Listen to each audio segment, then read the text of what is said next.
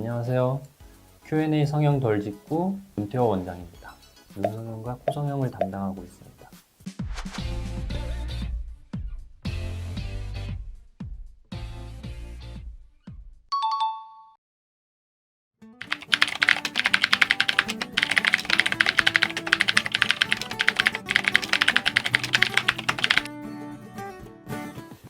수술한 이후에 환자분들이 제일 많이 하시는 질문 중에서 냉찜질을 해야 되느냐, 온찜질을 해야 되느냐, 그리고 어느 정도 해야 되느냐, 그런 것들을 좀 궁금해 하시는 분들이 많이 있는데요. 결국에는 이제 붓기 때문에 이런 찜질들을 하는 거고, 붓기를 빨리 빼줘야 쌍꺼풀이 자리를 잘 잡을 수도 있고, 환자분들도 빨리 일상생활로 복귀를 할 수가 있습니다. 눈이 붓는 이유는 수술을 하고 그런 자극이 그 주변에서 염증 반응을 일으키면서 그 모세혈관의 확장에 의해 가지고 이쪽으로 수분들이 빠져나오면서 이제 조직들이 붓게 되는 건데요.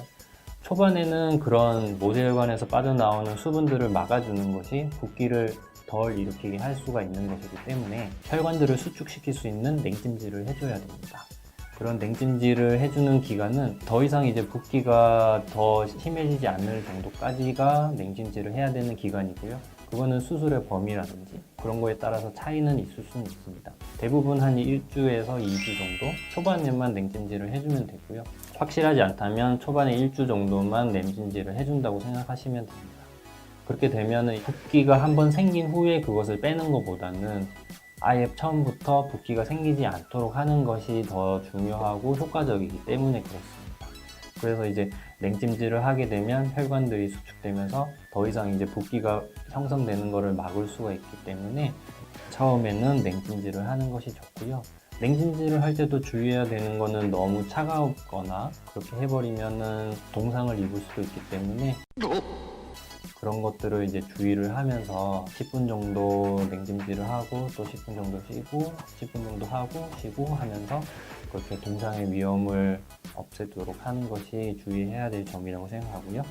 그리고 온찜질은 꼭 해야 되는 경우는 아닌데, 왜냐하면은 이제 그 이후에 이제 붓기가 완전히 다 형성이 된 경우에는 다시 어느 정도 기간이 지나면 그게 다시 흡수가 돼줘야 되는데, 그런 경우에는 온찜질을 하는 것이 더 도움이 되긴 합니다. 환자분들에게 온찜질을 하게 하면 대부분은 힘들어 하시고, 그런 것들이 이제 짓무르면서 오히려 또 염증을 일으키기도 하고, 혈관이 아직은 제대로 수술 부위가 자리 잡지 않았는데 혈관이 이제 확장되면서 피가 또 나는 경우도 있기 때문에 되도록이면은 온찜질을 하면 좋지만 온찜질을 할 때는 상당히 이제 주의를 기울이면서 해야 되고요.